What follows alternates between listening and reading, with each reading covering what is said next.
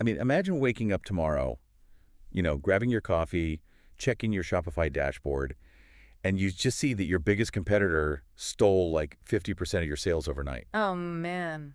right? And the kicker is, it wasn't because they ran a better Facebook ad campaign. It wasn't because they slashed prices or anything. Hmm. It was simply because their store was programmed to secretly speak a digital language to thousands of AI assistants, while your store just stayed completely silently invisible. Yeah, it is a terrifying scenario for a brand owner, but it's the exact reality we're barreling toward right now. The Yeah. way commerce functions is just undergoing this fundamental rewiring. Okay, so let's unpack this for a second. If you think about a human being buying something online today, Huh. the whole experience is incredibly contained. Right. It's like walking into a well-lit physical storefront. You open a browser, you navigate to a beautifully designed Shopify store, you browse the aisles, which, are really just category pages. You add a sweater to your cart, and you check out. That entire interaction lives comfortably in one closed system. The browser, the Shopify platform, the payment processor, they're all kind of holding hands, right? Yeah. Guiding the human user through this seamless, highly visual loop. And that closed loop is designed specifically for human psychology. Mm-hmm. As buyers, we rely on visual cues. We like bright, contrasting add to cart buttons. We like, lifestyle photos of models wearing that sweater. Absolutely. We like feeling in control within one unified environment.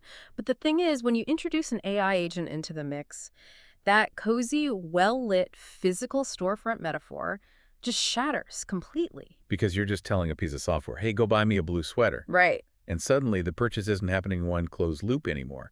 It scatters across 3 or 4 different, highly complex systems that absolutely do not share a central database. And because these AI systems don't share a database, the agent has to figure out everything from scratch in literally milliseconds. It has to somehow discover that your store even exists in the first place. It has to pull your inventory. It has to calculate the math on your pricing. Yeah. It has to figure out how to physically hand over money without a human user there to type in a credit card number. Right, which sounds impossible. And increasingly, it has to coordinate with entirely different AI subagents just to verify shipping times. All of this happens behind the curtain without a single human intervention. Which really brings us to the mission for this deep dive. Mm-hmm. For you listening right now, we're going to decode the 4 specific protocols that make this entirely new kind of agentic shopping possible. Yes. We are pulling apart the mechanics of UCP, MCP, AP2, and A2A. And I want to make a promise right out of the gate. Please do. Especially if you are a non-technical Shopify merchant or a founder or a marketer, there'll be absolutely zero buzzword soup today. Thank goodness. Right. We're not going to read developer documentation or look at raw code. Right. We're looking at the how and the why behind these systems and exactly how they impact your bottom line, in plain English. Keeping it practical is so essential because the stakes here are quite literal. If your store's tooling doesn't speak these 4 protocols, you are off the map. An AI agent won't see you, it won't comprehend your seasonal sales, it won't be able to process a payment, and it'll simply move on to a competitor who took the time to configure their digital plumbing correctly. So let's start at the very beginning of the journey, the discovery phase. The AI is looking for that blue sweater. How does a machine even know what you sell? Right. This brings us to protocol number 1, which is UCP, or the Universal Commerce Protocol.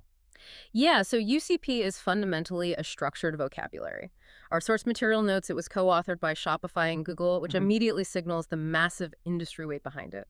Definitely. Think of UCP as the definitive standard dictating how a product is mathematically described to a machine. Okay. We're talking about how size variants are expressed, how shipping weight is declared, how baseline prices are formatted, and this is the part most merchants completely miss, how active promotions are formatted. Here's where it gets really interesting, because if your beautifully designed Shopify storefront with its high-resolution images and clever, persuasive copywriting, if that is your public face for humans, UCP is your store's machine face. Let me try an analogy here. It's like handing out a menu to the whole town. Okay, I like that. But humans read a menu by looking at the mouth-watering pictures and reading the flowery descriptions of, like, the chef's special sauce. And AI reads a menu like it's parsing a massive cold spreadsheet. Yes, that spreadsheet analogy gets right to the heart of it.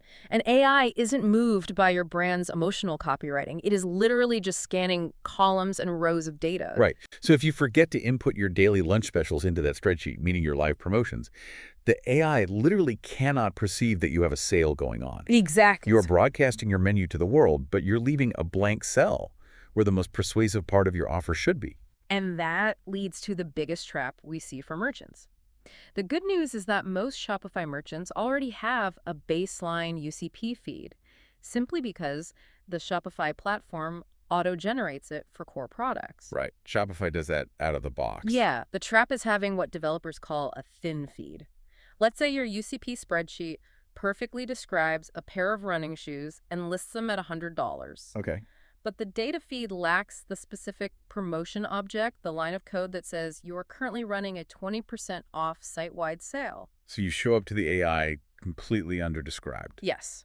Meanwhile, your competitor's UCP feed includes their similar running shoe at $90, and their feed explicitly details a 10% off coupon. Oh, wow.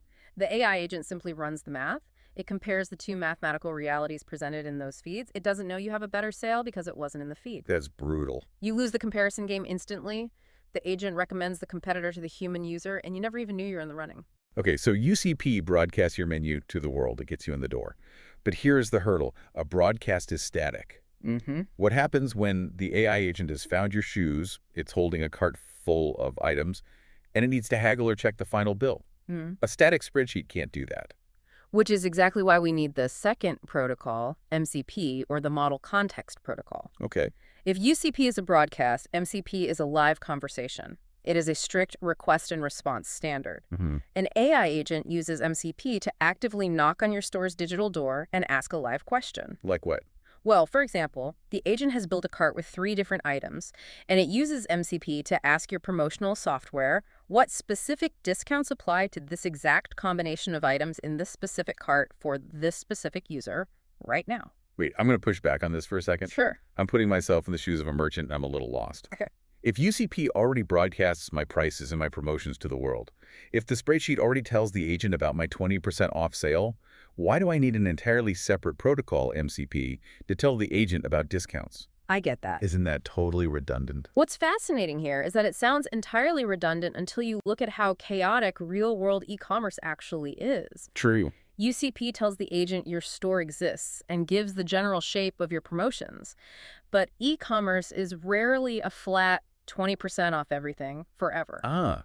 Because the reality of a shopping cart is messy. There are, like, rules and exceptions. Exactly. Consider the variables. Maybe that 20% off sale excludes a specific limited edition variant of the shoe. Right. Maybe the user has a loyalty point balance that changes the math. Maybe you offer free shipping, but only if the cart total crosses a $75 threshold. Oh, yeah. That gets complicated fast. Very. And an AI agent, a large language model, cannot guess or hallucinate those rules. It requires what we call a deterministic answer. It needs hard, undeniable math. So MCP is basically the live calculator. Yes, precisely. The agent needs an MCP endpoint. And think of an endpoint as just a dedicated customer service desk for robots to ask, okay, I'm ready to buy these specific 3 things. What is the absolute final, down to the penny discount? And if you don't have that endpoint... If your discount app lacks that MCP endpoint to answer the question, your dynamic campaigns are totally invisible at the moment of checkout. The agent can't verify the final price, so it abandons the cart. Wow. So UCP gets you seen in the comparison phase, and MCP gets your math verified in the decision phase. You got it. The agent found the product, it haggled the price down using MCP, and the user gives the green light to buy. But here is the massive wall we hit next. A chatbot doesn't have a physical wallet. Right. A piece of software can't legally hold your 16-digit credit card number and CVV code. So how does this transaction not just die right here? How does the AI actually pay? This is the domain of the third protocol, AP2, or the Agent Payments Protocol. Yeah. It is built on a decade of what the financial industry calls payment tokenization. For the non-technical folks listening, tokenization just means replacing your actual sensitive credit card number with a temporary disposable string of gibberish.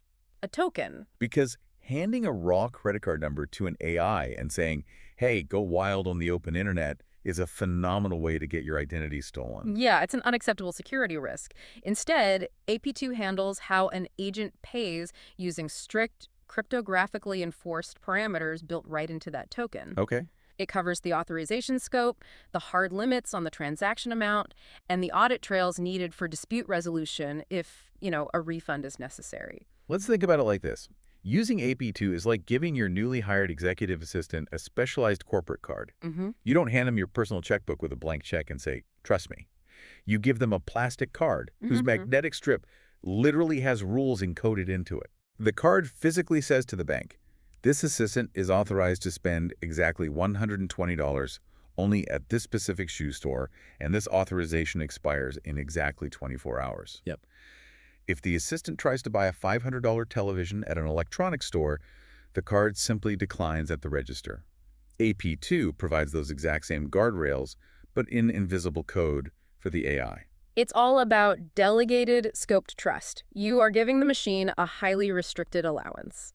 Now, for the merchants listening, there is some immediate relief here. Okay. You do not have to build AP2 yourself. It is nearly universal in mainstream payment processors today, and if you are on a major platform like Shopify, it is handled natively by their checkout architecture. But there is a trapdoor here, right? Yeah.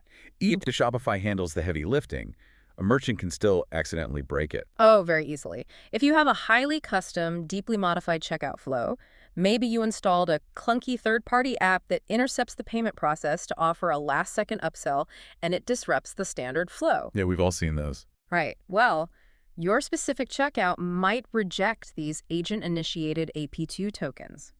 And the brutal reality of an AI buyer is that it won't email your support team to complain about a broken checkout. Right, it doesn't care. It will instantly abandon the cart and buy from a competitor whose checkout works seamlessly. Okay, the token cleared, the shoes are bought, you wake up the next morning, grab your coffee, look at your dashboard, and see a fantastic new sale. A great feeling. But how do you know why it happened? Where did it come from? If an AI bought it, traditional tracking pixels and UTM links don't really work the same way. They don't. We need to look at the hidden conversations happening behind the scenes. This brings us to the fourth and final layer, A2A. The agent-to-agent protocol. This is the most subtle layer we've discussed today, but arguably the most vital for a marketer's daily life. Really? Yeah, because A2A dictates how different AI agents talk to each other and delegate subtasks. You see, an AI shopping trip is rarely just one giant monolithic brain doing everything. All right, let's walk through a scenario. A human user opens their AI assistant and types, find me a birthday gift for my brother.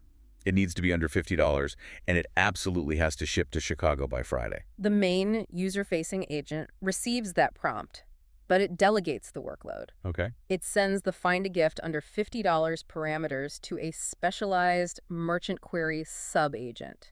Then it delegates the can it arrive in Chicago by Friday task to a completely different logistics and shipping time estimation sub-agent. Right. These sub-agents go out into the web, scrape UCP feeds, query MCP endpoints, and report their findings back to the main agent. A2A is the protocol that keeps all of those delegations coherent and structured so the system doesn't just collapse into chaos. So from the merchant's perspective, looking at their analytics, is this basically the ultimate game of telephone, but for marketing attribution? If we connect this to the bigger picture, A2A is your new Google Analytics. Without visibility into the A2A trail, you have zero idea why an order arrived. You don't know which main agent originated was it OpenAI? Perplexity. Yeah. You don't know which sub-agent verified your shipping. If you can't see the A2A data, the purchase just looks like an anonymous bot dropped a bag of money on your digital porch. And as a marketer, if you don't know why you won, you can't repeat the success. You spend your days split testing copy and tweaking landing pages, but in an agentic world, your copy matters way less than your mathematical rules. Exactly. Right now, this is the thinnest, most overlooked layer in merchant awareness. Which makes it the most dangerous blind spot. So what does this all mean for you, the merchant? Let's look at the domino effect. The compound failure modes, if you choose to ignore these four protocols, are a rapid cascade.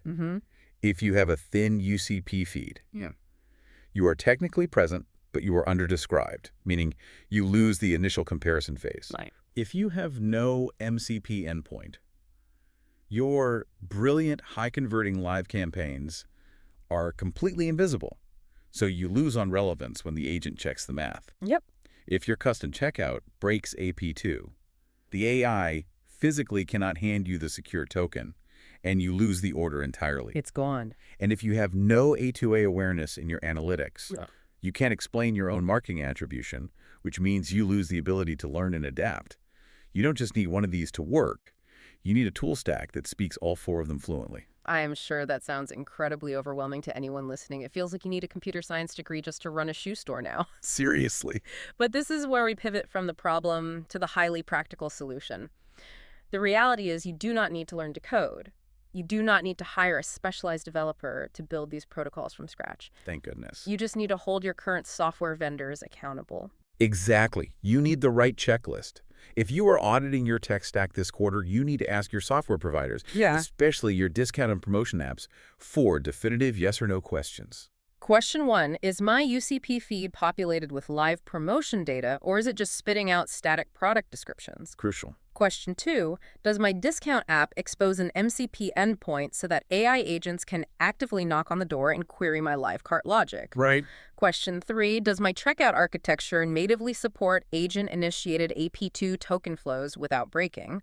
And question 4, does my analytics layer actually capture the A2A trail so I can see the origin of an agentic purchase? Now, if you are asking those questions to your app developers today, the answer to a lot of them is probably going to be a blank stare. Sadly, yes. And that's okay, because the industry is just waking up to this.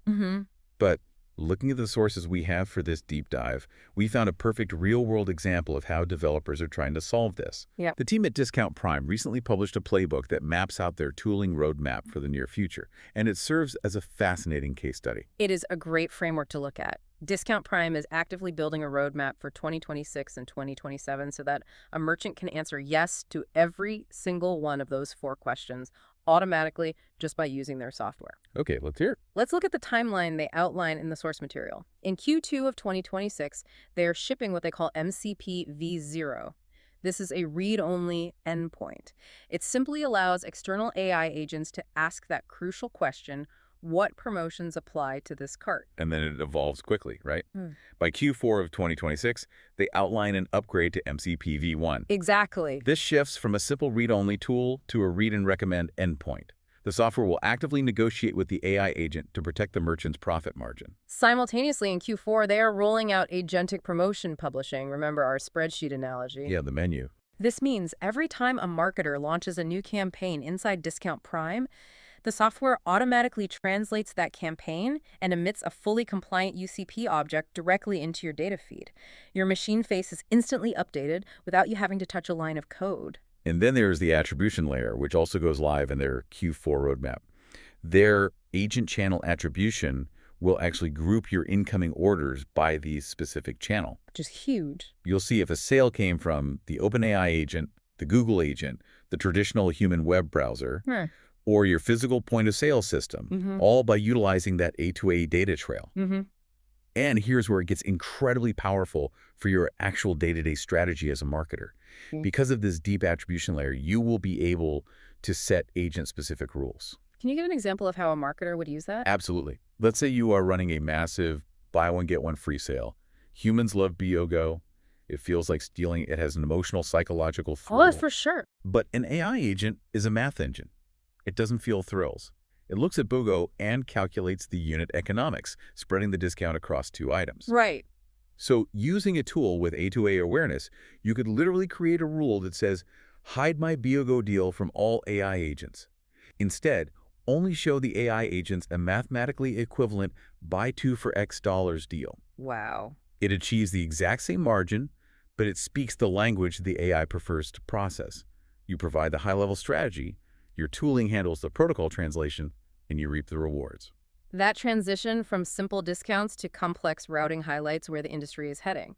Based on the playbook we reviewed, the goal is to evolve from a traditional app into a true AI co-pilot for promotions, eventually becoming a full revenue optimization suite by 2027. Incredible. They describe building this on a 3-layer moat.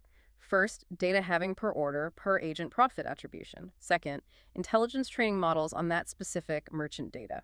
And third, interoperability speaking UCP, MCP, AP2, and A2A so fluently that the software becomes the default endpoint that outside AI systems reach out to when they want to negotiate a price. So as we wrap up this deep dive, let's take a breath. Yes, the era of AI shopping can feel intimidating. The shift from a beautiful visual storefront to invisible machine-to-machine spreadsheets is jarring. It is. But the blueprint is right here. It is entirely manageable if you understand the mechanics. Remember, UCP gets you seen by the machine. MCP gets your specific offers verified at the moment of checkout. AP2 gets a transaction paid securely, and A2A gets your analytics smarter so you can iterate. But before we go, there is one final thread I want to pull on. Something the source material heavily implies, but leaves open for interpretation. Okay. We spent this whole time talking about the plumbing, how to make sure these AI agents can discover, verify, and purchase your products seamlessly. But this raises an important question for you to mull over as you think about the future of your business. If an AI agent is making the final purchasing decision on behalf of a human, and it's making that decision based purely on optimized MCP queries and rich UCP data feeds to secure the absolute mathematical best deal, what happens to traditional brand loyalty? Wow. That changes everything. It really does. Will human buyers even care which Shopify store the agent bought the blue sweater from, as long as the exact right product arrives on their porch by Friday for the lowest possible price? Right. When the visual storefront disappears, brand loyalty might be driven entirely by mathematical efficiency. It's a brave new world for brand building. That is a fascinating and honestly slightly terrifying thought to leave on. Yeah. When the beautifully lit, closed-loop physical storefront is bypassed, and it's just machines negotiating with machines, brand building becomes a completely different discipline. Thank you so much for joining us for this deep dive. Keep that 4-question checklist handy as you audit your store's tooling this quarter. Make sure your tech stack is speaking the language of the future, and we will see you next time.